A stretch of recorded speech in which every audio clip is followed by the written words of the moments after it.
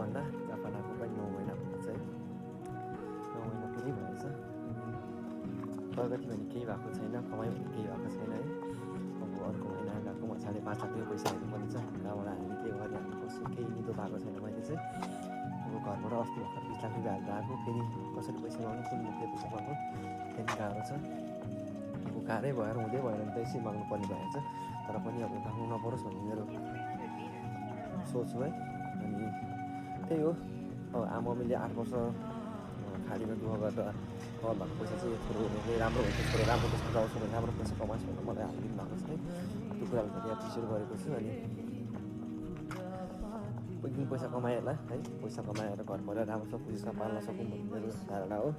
त्यही हो, आउनेहरू राम्रोसँग आउनुहोस्, सङ्घर्ष गर्नुहोस्। सुरुमै पैसा यति कमाउँछु उति कमाउँछु, लाख पैसा कमाउँछु, सुरुमा 2-3 लाख पैसा कमाउँछु भनेर सोचेर चाहिँ नआउनुहोस्। सुरुमा गाह्रो हुन्छ पैसा कमाउनलाई। मैले 9 महिना भइसक्यो, अझै एउटा काम गर्न गरेको छु, 2टा काम गर्न पाइन्छ। 2टा काम गऱ्यो भने चाहिँ नेपाल भइरहेको छु। त्यही हो, राम्रोसँग सङ्घर्ष गर्नु आउनुहोस्। अरूलाई मैले के भन्न सक्दिनँ, त्योभन्दा बढी अरू मैले के भन्न सक्दिनँ। सङ्घर्ष गर्नु आउनुहोस्, तर पैसा